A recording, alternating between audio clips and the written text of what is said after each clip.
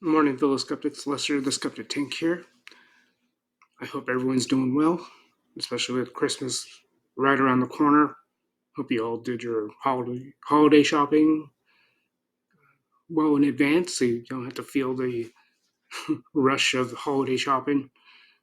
Got most of mine done, thankfully. I've got some loose things I usually do around the airport when I fly out to San Diego, which is what I'll do uh, on Sunday, morning of the 24th. So we'll see what kind of flying day that is. I did fly out 1 year on Christmas Day itself, and that was dead as I can remember. Fairly empty plane, which I guess I know a lot of people want to make sure they get to their destination uh, before that day, whatever day that happens to be, whether we're talking Christmas, any Thanksgiving, etc. Uh, but we'll see. I've got most of that all done, so I'm good there. Uh, just a just a quick unboxing. I don't want to belabor too much of your time, guys. So I'm just gonna snake one package here. Hang on a second. I've got another here. Okay. So it finally came in. So I'm gonna unbox this along with this one. I'm trying to remember. This is, I believe, my shipment for Private American. I think it's the comic from Mike Barron. I'll double check that. I don't want to misquote and misattribute. So hang on a second here. Just gonna get my trusty box cutter. Apologies there, guys. Alright, let's do this.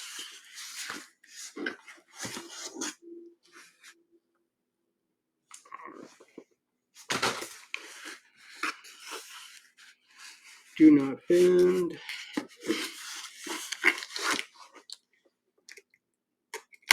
Okay, there's that. And there's that. Not too bad. Not too bad. Not too shabby.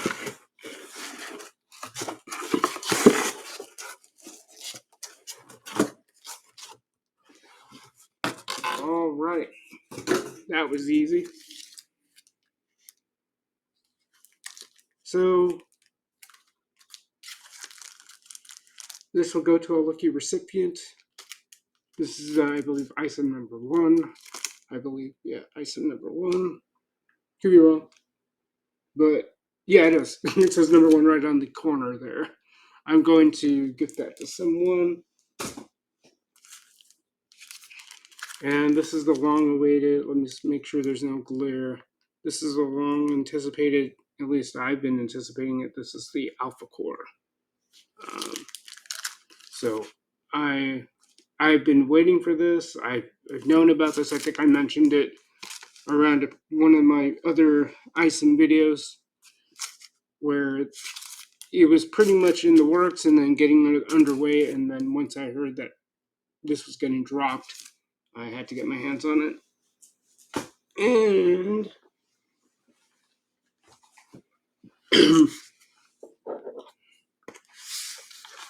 let's see. This is a Private American.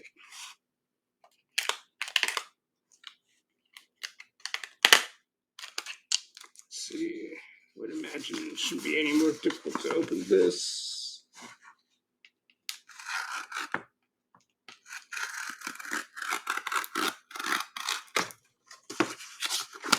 There it goes.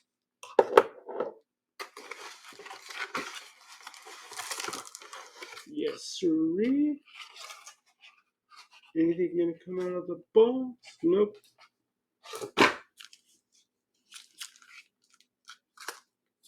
Yep, Private American. Got a nice little sticker on the back of it. I got one of those already hanging on one of my little doors for my cabinet. So I can't wait to read this. I know he's been I know he also has what's called Florida Man. I think it's pre. I don't know if it's called pre-order, but it's a campaign being launched right now. Forgot which, but you just go to the website for Florida Man, and you might type in Mike Barron. Let me do a quick Google search to save you time. Let's see here. Bear with me here.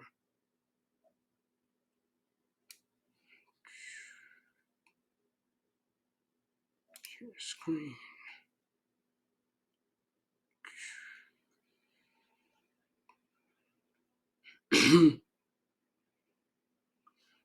I'm going to.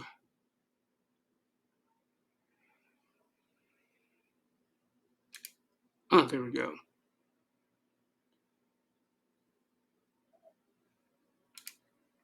All right, I'm going to give this a shot here. Ah, interesting. I'm still getting used to EVMux. Kind of liking what it's doing right now. What this means, I'm going to shift my virtual workspace, or so I have a keystroke I can use. So I'm going to go to the right one here, because according to that, that's what's being shared. So let me see if I can type in. Sorry about the DPI, guys. Yep.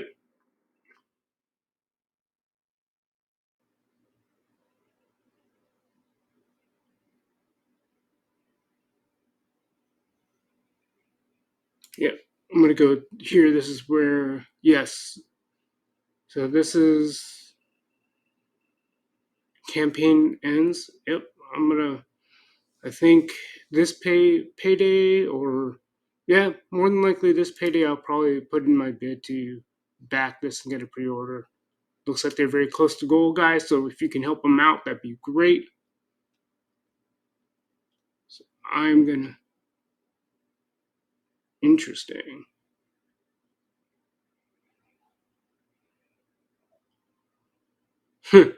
Yeah, I'm gonna be looking forward to reading this. Just covers alone, it looks pretty cool. So yeah, Mike Barron. I'll show you. Yeah. So this is where I got Private American. So I got it from here. Pretty decent price, I would say. Um, it's probably my very first graphic novel. I'm aware of various graphic novels, starting with the Batman ones, and then the. Hang on a second here. Sin City, all the other graphic novels. I honestly didn't know such existed until I came across those very ones. I think if I don't know the concept of graphic novels. I know they've been around much longer than maybe as long as I've been alive or longer, but uh, I think that if done right, it would have allowed folks to kind of transition, especially since when I was growing up, Ninja Turtles were a thing. I was like nine, or I was like seven, eight, or nine whenever that came out. I think based on certain time steps, it would have been around when I was seven or eight, and might have been a good segue if they did it well and right. They could have allowed me to enjoy my turtle fandom at the time, and that I could, because I think there have been a lot of stuff out there I kind of grew past. I grew up past that part of my childhood. So I checked out of Turtles because, yeah, I was get I was in my teens. I was liking other stuff. I was probably more into athletics and sports, probably more dedicatedly uh, than I was into like things like He-Man. When I hung out with my friends, we used to make passing references to GI Joe, uh, especially when they changed the theme song from the mid or early '80s when the GI Joe All American Hero came out. They changed it, I think, in the '90s, and it was like That's wonky. Anyway, so just my quick thoughts on that. Just a quick unboxing as far as the two books. Oh, and let me make sure if this is the right one. Ah, let me get it right here. I was wondering what was happening with this coming in because I use what's called One Tracker. It's a nice little app. Um, I've used it for I think years already. I forget how many years. For a long while. It's one of those things where you can gather all of your shipments into a single portal. Oh, by the way, this movie, I rewatched it again. I've watched it in numerous um, streaming service sites. I'm appreciative that it's been offered. Like I think I watched it when it was on Amazon Prime. It probably still is, but I did watch 1, 2, and 3. I might want to. I'm definitely gonna watch this, and then I'll probably watch number two because as I watched the trilogy, and some of the dialogue in the movie kind of made me pen this as an underrated Catholic movie. Although, especially with this one, fairly gruesome depiction of violence, but just if I'm sure many of you have watched the Robocop series and everyone's got their opinions on 2 and 3. I'll probably have to rewatch those with a more critical eye because I did watch 2 and 3 as a kid on Laserdisc, mind you, and then I think recently I watched 2 and 3, and I just want to take those perspectives into account. Not that it may sway me, it may not, and I'm sure everyone's got a take, and it's usually up to the person, the receiver of those takes. It's going to be up to that person to figure, okay, do my thoughts mesh with theirs, and can I look at it from a different angle? Can I see where they're coming from? So we'll see. But long story short, when I watched all three movies, it's it's an interesting exploration into one's wrestling with the re- re- retention of one's humanity without going too churchy, too religious. But it's like you can empty yourself, but almost to the point of losing yourself. And that's one thing. Watching all three, I'm gonna watch this to see how much of that is covered in here. I know, I know, having watched this more than once, there are those flashbacks or those reminders in the movie about Robocop just coming to terms with what it's become, but then there's those callbacks and trying to balance that. The other thing too, if anyone, one of you remembers the dialogue in the sequels, and I'm just trying to think of, I think they were trying to replace him because he was not being so wed to the directives implanted in him. And there was a scene, I don't remember which part of the trilogy. It might have been two. I'm sure it's not in this one, but I'll have to watch this again and I'll see what it's like in 4K. Um, so anyway, they talked about these replacements, and they were wondering what made Murphy a fit for the suit or being the candidate. Because I remember, I don't remember it was an opening sequence of scenes or in the middle, but it's basically all these attempts of getting people to don the suit or be a prototype replacement for RoboCop because they thought he was going astray. And that one of the things they were looking at the person, and they mentioned that he was a strong Irish Catholic, and I thought that was an interesting insertion in the dialogue. They could have said other stuff, but something to be said about that, and just seeing uh, that tension throughout the series. Again, I'm likely going to rewatch number 2 and 3 after I rewatch this. So uh, there's that. And again, guys, I've been appreciative of those who've stuck around. I know I haven't been putting a lot of stuff out there. Appreciate the commentary, especially when I see Pops, tossing in good words. So kudos to you, Pops. Thank you for the kind words as always, and kind of reminding me just keep on doing what I do, and especially with the holidays, work, can't complain. It's funny, like I said in my other videos, like I get a day off from work, and then I'm working at my friends for a little bit longer bit of time. But as I usually say, I'm not going to turn down pocket change or extra pocket change, if it were. All right, well, and I have a confession to make. I haven't been keeping up with my Taylor Swift thing that I was talking about doing. Especially with football season being a thing. it's uh, it's been a fun ride. I tend to be a stonewall face kind of football fan. I may toss a little 2 cents here and there, depending on what happens in the game, but more or less, I'm very stone faced. I just listen, especially if I catch a game with the NFL Plus service. I usually go through the website. The app's a little wonky. Um, can't ever get it to work right the first time. Um, yeah, but that's the other thing too. When it comes to my phone and my apps, I've really plateaued over what my phone is to do for me. I don't have as many apps as I once did. I stopped gaming after a hot minute or so. I think it was like a good no.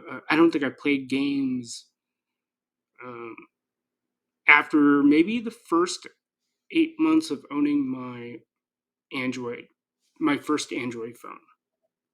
I think it was the Droid. It's been a while. So anyway, oh, there's my phone. For those curious, I do rock a Pixel 6 Pro. Again, going back to my point about my phone. Sorry about that. There it goes. So I've I've done my bits, and this is how I am with my tech. I usually kick tires on whatever's out there. Tablet, tried to do the tablet thing. Still trying to figure if that's something I want to do long term. It's like I buy it, I try to bid buy low, and I know it may not be the best experience, but just conceptually, I look at it from a conceptual standpoint. Where can I see myself with this? I can kind of see it with if I'm looking at text. I don't know about watching movies yet. I mean, I still am I'm still a desktop guy at heart. So I'm very hesitant. Like for my MacBooks, one of the two, and yes, I found very cheap MacBooks comparatively speaking on eBay. So when it comes to that, one of the two MacBooks I have is docked, meaning it's hooked up to a docking system, so I can use my keyboard and mouse and monitors. The second one is relegated to when I go out to my friends and I do work. I'm gonna do the same thing with my trip to San Diego. I'm gonna bring my work with me because I'm on I call it a workcation because I am a remote worker, and so I can just work anywhere I want. But I like where I live. I have enough friends. I have enough reasons for me to stay where I'm at. Although there have been many dynamics at play that make me think about leaving, but I think there's just enough out there, and especially with my recent installment as a reader for my parish on a more official and formal level, I'm attached. I can't escape it. I can't waffle anymore. I'll say more about that later. But as far as that goes, my laptop, that's the only time I really use a laptop is is when I'm out and about. So I have no real room to use a tablet. I don't know what reason I would have to uh, own one. There are various conveniences with a tablet, but I'm still very much a desktop guy at heart. I don't know if I'll ever let that go. I mean, unless the electricity breaks out, I like having a very a highly potential source of power. As long as my power doesn't go out in my complex, my I don't have to worry about charging it, making sure my battery's still good, things like that. I, and and this is one of the reasons why I'm using EV Mux a little bit more often, because sometimes if I put my phone by my bedside, usually I just play a podcast or two to make me fall asleep. Funny as that sounds, you would think have a better ambiance, but eh, some people might fall asleep with, I'll throw it out there, heavy metal, thrash metal. Some people just like, oh, I don't know.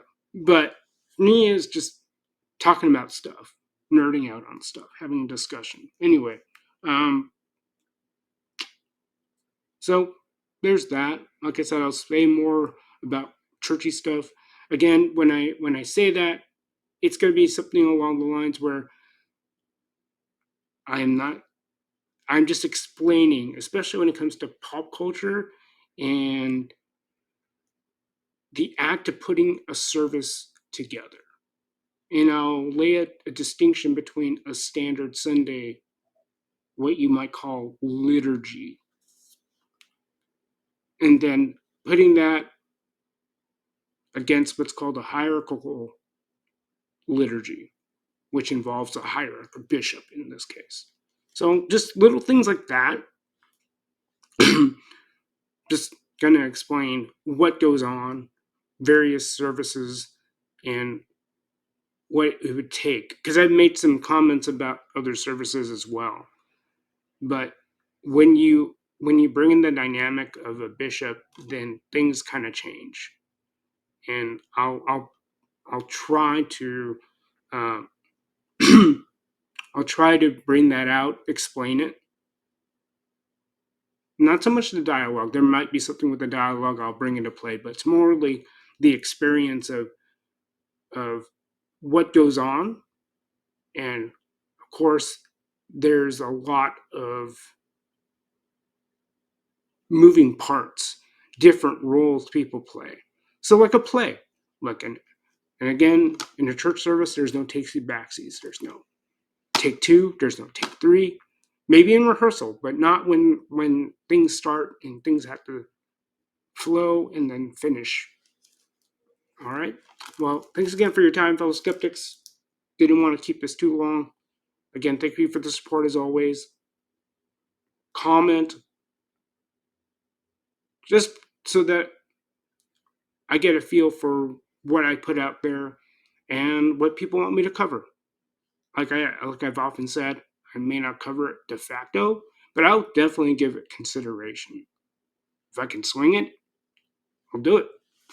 Uh, because and it's and it's been interesting since I've been more active as a YouTuber. I, I don't know what I would call myself. It's just infotainer, I guess, based on the dynamics of my videos. Um, so yeah, that may be coming in. I've been rather lazy with backing up my videos because if there's a game I've been wanting to. I did purchase off of a GOG called Cyberpunk. I will try to get that installed, whether in my Linux environment or my Windows one. I haven't been in my Windows one for some time, and it's just going to be a pain in the neck just updating that. All right, until the next video, fellow skeptics, peace out, and I'll catch you all on the other side.